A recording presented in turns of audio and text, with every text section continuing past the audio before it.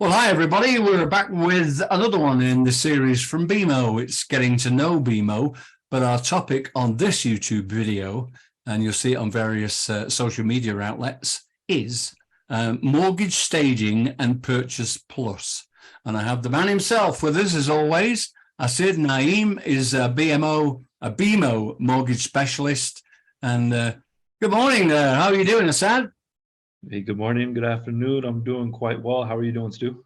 Yeah, not too bad. We're getting through these. There's some good topics. We've done some Absolutely. good videos. They're interesting because Yeah, they can get a basic idea of what the program is, and then give you a call, and you can take them and you can walk them through it. So I say we got a topic today that I don't quite understand, but that's just no as worries. well. But I'll let you explain it. I'll just introduce it again. It's the program Mortgage Staging and Purchase Plus with the Bank of Montreal. All right, thank you, Stu. So it's quite simple if you look at it. Instead of the seller doing a whole bunch of renovations before they sell the home, some people like to get the floors redone, maybe the kitchen remodeled, maybe the stairs, washrooms, and everything like that before they like to sell it. They think that it'll add value to the home. No doubt, to a certain percentage, to a certain degree, it does add value to a home, but you have to look at it from a buyer's point of view. What if the seller likes the color brown and the buyer likes the color white? You just kind of lost a fish in the sea over there. So with this program, what it allows us to do is allows us to get the clients not to have to remodel. The sellers would just put the home on the market as is, and with the staging part, we can help them to stage the home if they're moving out or they're vacating, right, and clean up, tidy up, so at least it looks presentable. And from the buyer's point of view, what we can do is help them, give them an improvement loan that gets amortized with their mortgage. And with that improvement loan, they can get the kitchen that they want. They can get the floors that they want, the stairs that they want. And all they have to do is make sure that the bare bone structure is sound and solid. The floor plan is something that they like. The neighborhood is something that they like. And they don't have to go with the nitty gritty details of kitchen cabinets aren't the way we like it. The bathrooms aren't the way we like it. Those little deal breakers can now be overturned and help both sides of the parties through the transaction. Now, how it basically works is you would go out and get some quotes for the work that would need to be done for that remodeling, and usually the buyer would do that. And what we do is we take that and we put that into the mortgage amount. And it's almost like getting a builder loan or getting a renovation loan, but except you're getting it at the same rate as your mortgage, and it's being amortized over 25 to 30 years, whatever the amortization for that mortgage would be. So it makes it a lot easier to pay for as well. So all sides win. It's a win-win situation, especially for realtors, buyers, and sellers, everyone involved. Get this list faster because now you don't have to worry about the remodeling. The buyers now have more options because now they can let their imaginations go wild, just as long as the bare bone structure and the floor plan is something they like. And the sellers can sell faster. It's less headache for the realtors because it's less showings. As long as the client likes the home for what it is, it's a possibility over there. So that's what this program is revolved around, just personalization for the buyer side and a little bit of a less headache from the seller side. And that's what the mortgage staging and purchase plus program is. Good one, Assad. That's another good program. But I just have one question. Absolutely. So if you qualify to an amount, so say your qualifications 5 or 600,000. By having the extra work done, does that shrink down your qualification amount? Do you understand what I mean? Or Absolutely. still qualify for the same amount, and the renovations is an add-on that's allowed? Yeah, how does that work? Well, that's a great question. And once again, all qualifications are based around ratios, right? So what it is you get qualified for a base amount, and then everything has to be within that amount, right? Especially when you're looking at default insured mortgages. And when I say insured mortgages, those are the ones where there's the default insurance added onto it, either through SAGEN, CGI, or CMHC. Now, what BMO does is it will lend up to 95% of the as completed value of the home. So whatever the value is, you add in whatever upgrades it's going to be, and that'll be the as completed value. And through default insurers, BMO will lend up to 95% of that value, meaning you would only need 5% down.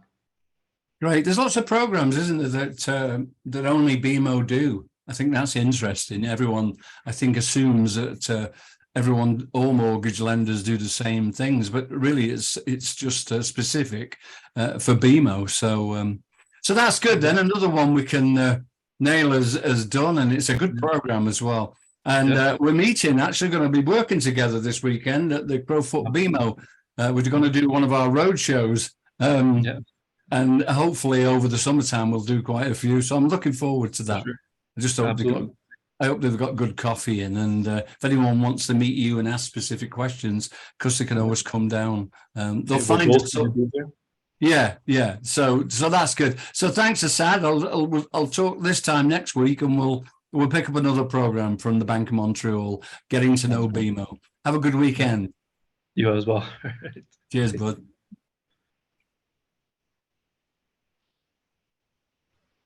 Good. All right. So I slowed that one down a lot, and I kind of paced myself through it so I don't stutter, I don't do any hiccups or anything like that. Yeah, and sometimes we've said it before, haven't we? That if you do, it's only the natural way of speaking, really. You know, I always think the other thing too when I'm doing it, I'm putting it in the piece of kit that I've got. As long as I've got, I think sometimes when you've got a baseline, little low piece of music, which I don't think is too high. You'll have to tell me if you think sometimes that the music's a bit high. I don't think it is. Especially the piece of music, but it kind of, the vocal, the speech just kind of sits on it, you know? Right. It was good when I was in radio, you know, I could talk forever over music. You know what I mean? Because it just gives you this bed to sit on, you know? Absolutely. It's easier for the listeners to listen to as well, instead of just someone talking, right? So it makes it a little more entertaining, that little program. Yeah, that's what I think, and that's the way I always like to do. I used to like to do radio. They've got that thing at the moment. I remember I worked on a radio station in Calgary, and you had to wait till the track finished and the music stopped, then you could speak, and then you stop speaking when the next track started. You know, and that wasn't the way I was brought up in radio. Was to talk over the tail end of a track, you know, and talk over the intro of the next one. You know what I mean? Like. Absolutely.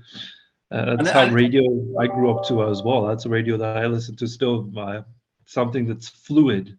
Yeah, that's right. It just sort of transitions into everything, doesn't it? You know, so that was always good. There was, when I first started, I'll give you a boring story. I couldn't, because I was used to doing discos, because I had a club and everything in the old days. But when you're doing a disco, you keep putting the music back up again because people are dancing to it. Yeah. So you speak up, and then when I got to radio, you know, it was an emphasis at the end of a piece of music that it hadn't finished, because I was, you know, putting it back up again, down again, and up again. And I remember though, this is a stupid story, really, but I went into the studio when one of the other guys was on, and I thought, because all he does is he turns the pot. Well, we had pots in them days. We didn't have sliders. He sets the pot and talks over the level. At one level, he doesn't up and down it, you know. And it was stupid, but I thought that's how you do it. And now, anyway, because doing radio and doing clubs is like totally two different things. To be honest, you don't know who's dancing or not on the radio, but in the club, you always know. You got to keep the music going for that. Well, and then of course, you know, nowadays, or before I kind of left, if you like, before I emigrated, I haven't really done any club work since. But it was funny because, I used to say to people that I knew who were young guys who were DJs, said, yeah, but, it's ka-chung, ka-chung, ka-chung, ka-chung, and that's the beat. And that's it. You know what I mean? And it was really funny because I said to one guy, I said, and you play a piece of music, and the DJ said they don't care whether the dancer likes it or not. If he clears the floor, well, they're stupid because I picked this piece of music. Now, in my day, if you cleared the floor more than a couple of times a night, you're out of a job. Yeah, that's it. You're done. You're not keeping the club hopping. You're not keeping the people moving. That's it. That's right. They don't quite understand. It's all about what they think you should be dancing to. And as I said, it's really easy because the beat's just the same beat all the way through. Yeah, and I knew a DJ, and he goes, I was talking to him. He worked on the radio station as well, but he did a small club. And he was telling me about some mixes, because I never used to mix. I'd blow tracks in, and I'd pick it up on the beat and fire it over the one that was playing, you see. And it always worked for me. I just kept the floor all the time. And he would say to me, this guy said, well, I did some good mixes at the weekend. He was American, actually, and he said, I mixed Madonna's new single with ZZ Top. And I'm that's blowing my mind because I'm thinking, well, people who are dancing to Madonna are not really going to be dancing to ZZ Top. The beat might work, but the genre doesn't work. It's totally different. Sorry if I'm boring you, but no worries. I love music. There were certain tracks, you see. Actually, a guy figured it out how I worked one day. I remember, and he says, "I know how you do it," and I go, "How's that?" Because in the 80s, you had, reggae, electric, disco, there was all types, but you had to play them more or less, all of them, all the night. Yeah. And there was always a track that took you from one type of music to another. Like if I was going to play a little rock set, say, and I'd play 3 or 4 tracks, ZZ Top and, but John Bon Jovi and things like that. Yeah. It was and I always used to play Brian Ferry's Let's Stick Together. Or maybe one of the powerful David Bowie tracks. But that track, the people who say I was doing a disco set, then I'd do Let's Stick Together. And then from Let's Stick Together, I'd go into this little rock set. You know what I mean? Yeah. And it used to work perfectly. You know what I mean? It was on the perfect track to get the people moving and getting ready for the next genre coming up. That's right. But the disco people, Madonna people, if you like, were okay with Roxy music. That's cool, And the rock people leading into the rock with Roxy music, they were okay with it as well, So there was I used to call them like crutches that take you into sets, Yeah, well, winner, chicken dinner. Yeah, those were the days. But it was a lot of it was like, just working it out, not just throwing it on. You know what I mean? Yeah, for sure. You got to know what the rhythm is, if it sticks to it, if it works with the previous set or not, and then. Yeah, and what they do now, you see, the other thing they do that blows me out, and I hate it, is, and I went to a wedding anniversary at Links Ridge once, and the DJ, I thought, bloody hell, he was, anyway. But what they do is they creep the track in. You know what I mean? They're playing a piece of music, and then the boring intro is crept in, if you understand what I mean. So everyone's fade, basically. Well, people stand on the floor and they always go, do I know it? No, I don't. And they sit down, Absolutely. Whereas the way I used to do it, I'm coming to the end of a track and I'd blow the track, volume-wise as well, over the track that's playing. So people instantly knew what it was. They didn't get the boring.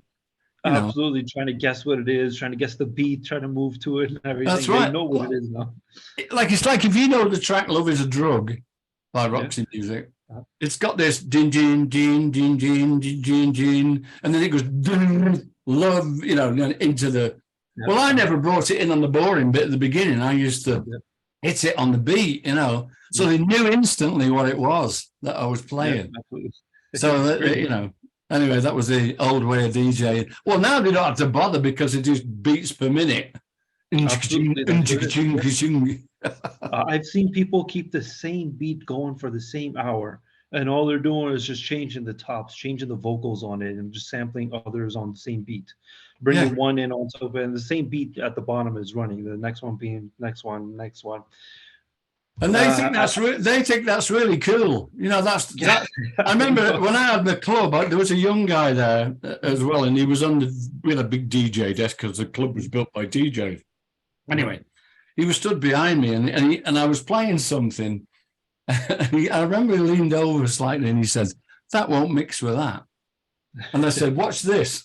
You know, and I brought it in on the beat. You know, and the floor never moved. The floor was packed. And it never moved. You know what I mean? Great. You know, so there you go. Well, you know. Showed him, yes. Nice. Yeah. I used to have a DJ friend who used to say, Stewie's good at mixing. He mixes my records with his. You know, we always had this laugh, you know. Anyway, nice. I'll let you go. All right, so I'll get this edited later on today, and I'll see you Saturday. Yep, I look forward to it. I'll give you a little heads up for Saturday tomorrow. Yeah, okay, bud. All right. See you later. Take care. Bye, mate. See you.